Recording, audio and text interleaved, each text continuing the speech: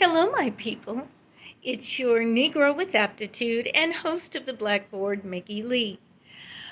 Well, I'm going to continue with the series that I started about a week or so ago called 60 Life Lessons at 60. I'm still looking in the wrong place. Here I go, looking into the camera. Anyway, as I recently posted, I turned 60 on February 2nd of this year, 2025.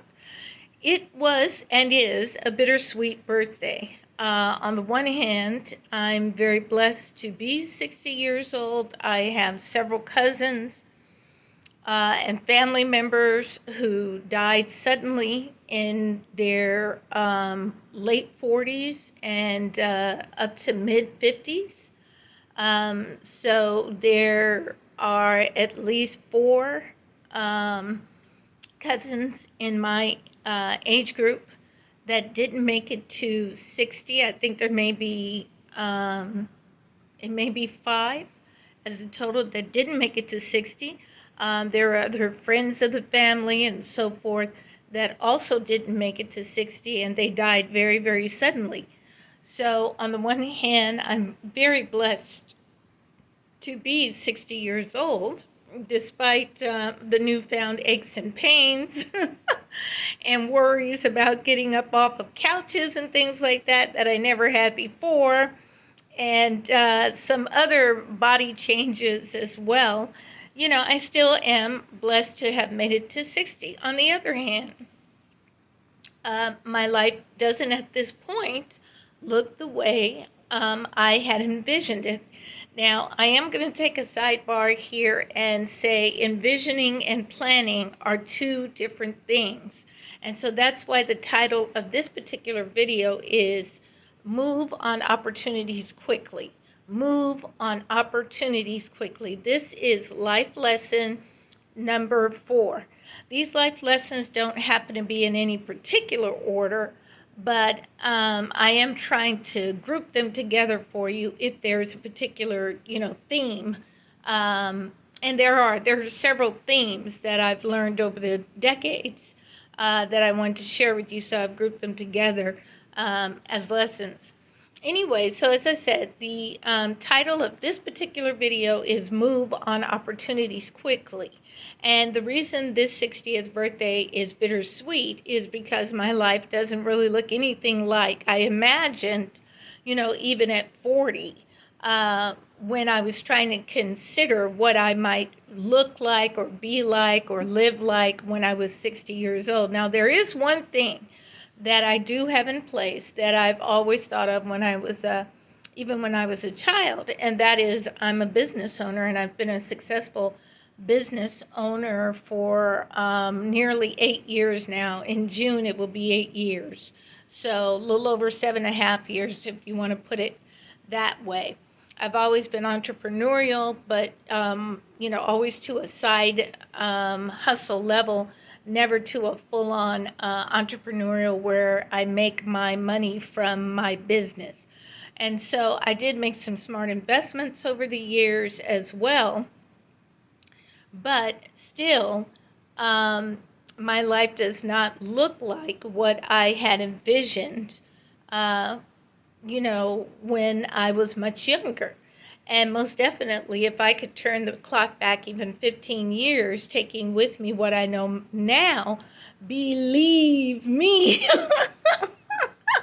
believe me, it would be an entirely different ball game. So I want to encourage you to learn this life lesson. If you are 60, I want to encourage you, or older, I want you to encourage you to stop the habit of taking all day to analyze things and leaving things for years and years and years and years before you move on it.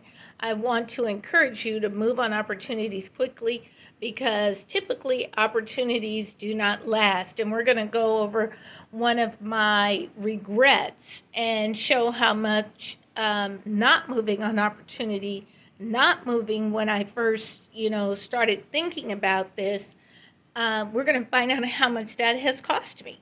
Okay? And maybe you too, if you're in the same boat. If you're a much younger person and you're like 40 or 30, Even if you're in your 20s, and you haven't, perhaps gotten as much guidance as you feel that you need, or see other people getting, then I hope that this video will impart some wisdom to you. That's the main reason, as I've said this over and over in other posts on this series. It seems to me that my generation, Generation X, has really, really, really dropped the ball, and I will dedicate some videos specifically to that topic. I do know that there are a lot of younger Xers, those who were born in the early to mid 80s, who are busy blaming the baby boomers. And if you're an ADOS woman like me, that means a non-immigrant American, Black American descendants of the enslaved. Whether you had actual enslaved people in your country or not, we are the people that built this country, but I don't want to digress. If you're an ADOS woman like me, then we really have no business blaming our baby boomers, because our baby boomers were the ones who were being hit with the bullets and hit over the head with batons, and had the police dogs sicked on them and water hoses, and were at the churches when they were being bombed, and so forth and so on. And so no matter the number of concoctions that are being coming up with over these recent periods, where people want to blame Martin Luther King Jr., or they want to blame this one or that.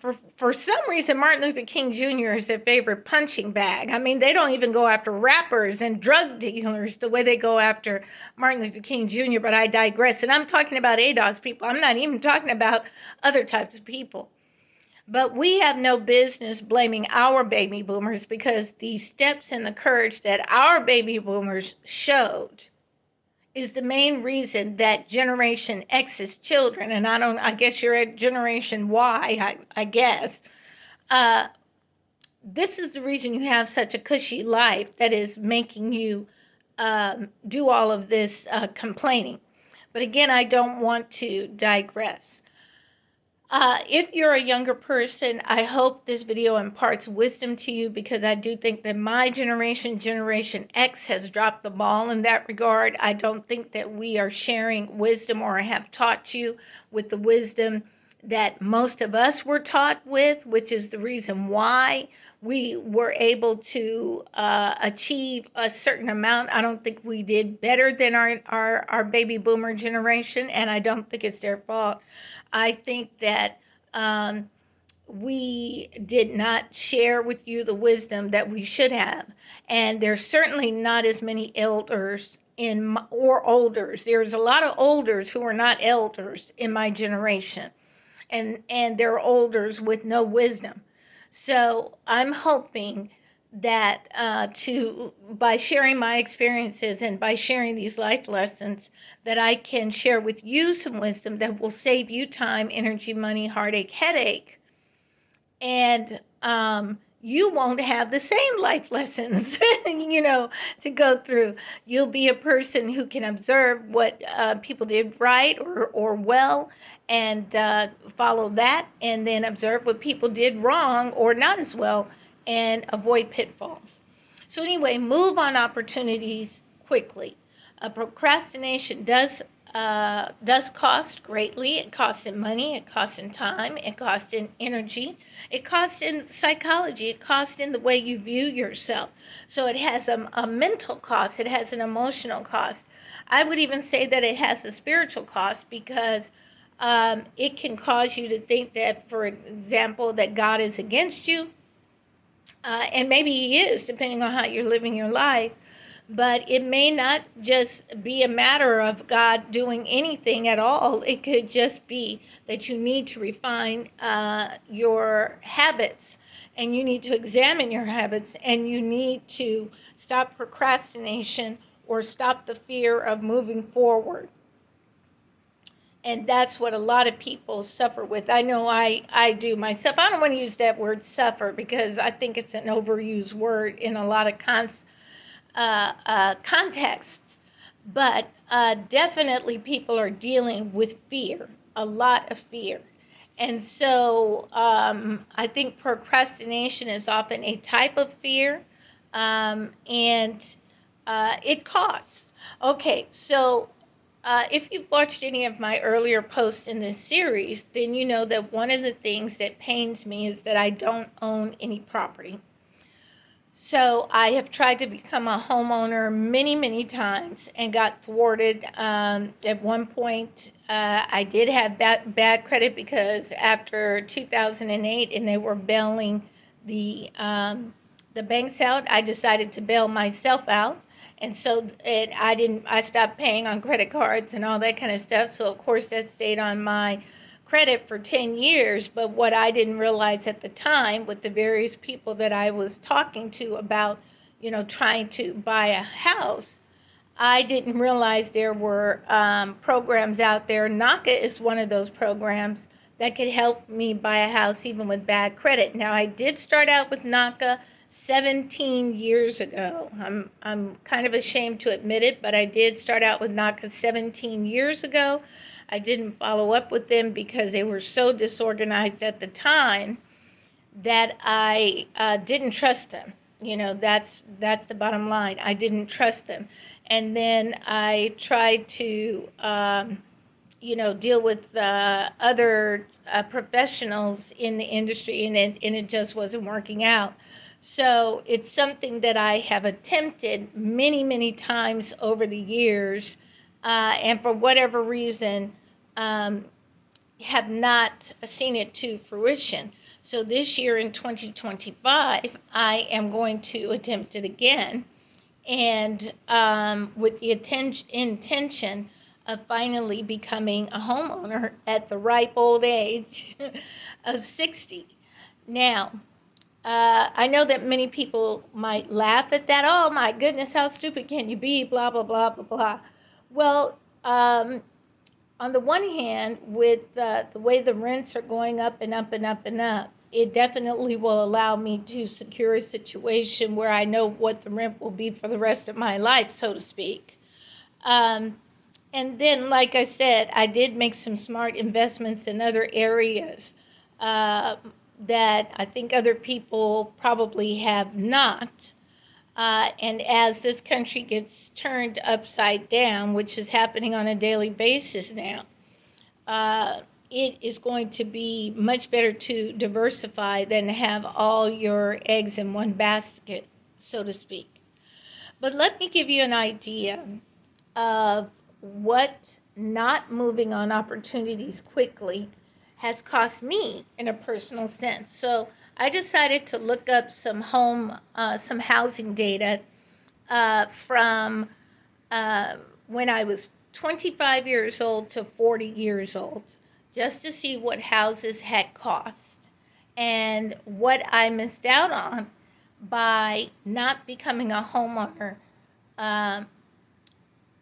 20 to 35 years ago. Wow, I can't even believe I can say that, but 20 to 35 years ago.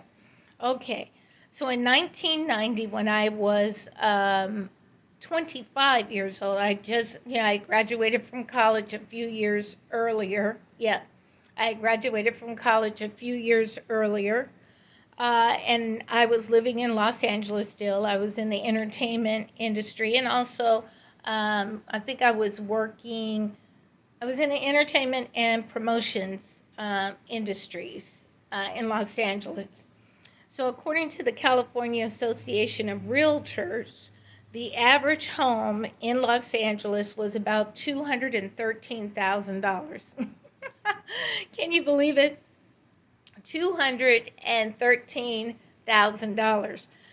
That works out to roughly $600 a month mortgage. And if you add, 3%, 5%, 7%, whatever mortgage rate on top of it, percentage interest rate on top of it, it probably would still be between $600 and $700 a month.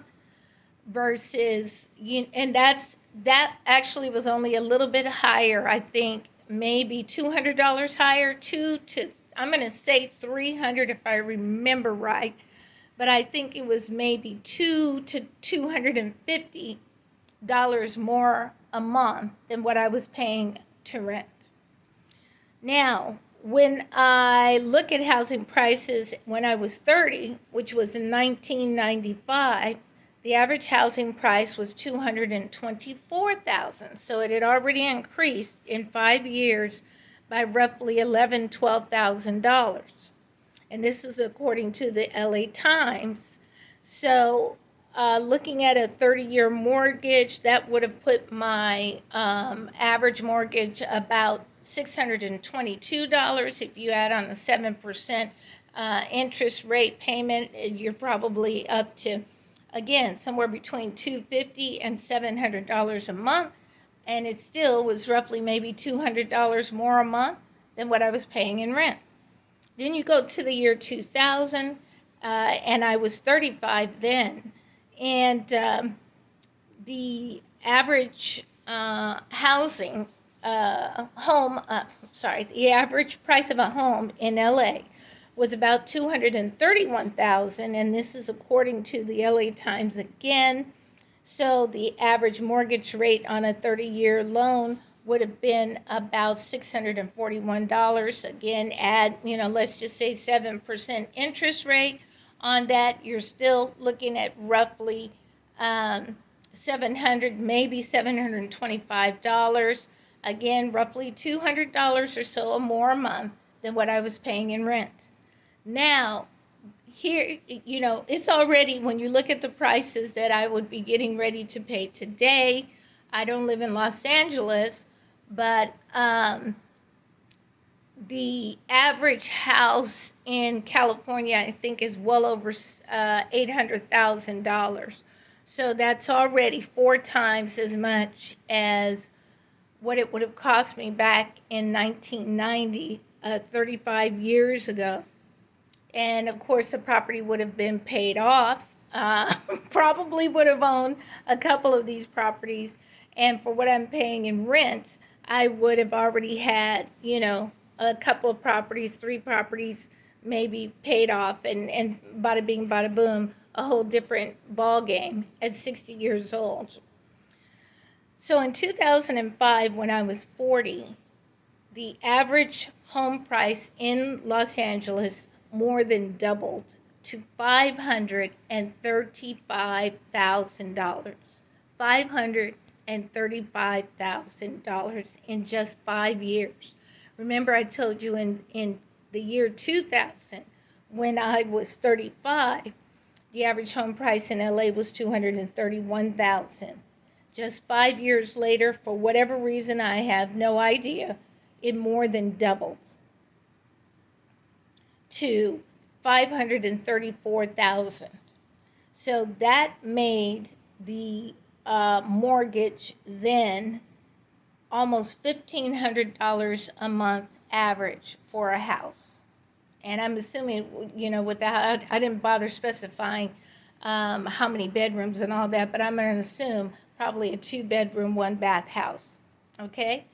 So just in that 5 years alone, the housing prices more than doubled. And for the first time, it would have probably made more sense for me to rent. Well, I know it made more sense for me to rent. I'm trying to remember where I was at 40. I was still in Los Angeles, and I think my rent was around $600 or $700 a month, maybe something like that. So if for the first time, it would have made more sense to be a renter rather than an owner. Prior to that, it would have made more sense just to get an extra job or something like that to close the gap if that's what I needed to do. So in the space of that time, of course, now we're 20 years later, I'm 60, and the average price of a home is over $800,000, probably close to $900,000 in the state of California. And so that's, more than doubled or almost doubled again. And so that's just a little anecdote with real data to show you the price of not moving on opportunities quickly. And as I reflect on my 60 years in Earth, I can see a pattern that I have of not moving on opportunities quickly. And so, in one of my recent posts, the video was called "You Can Teach an Old Dog New Tricks." And so that's something I want to close this video out is with encouragement both to myself and to you.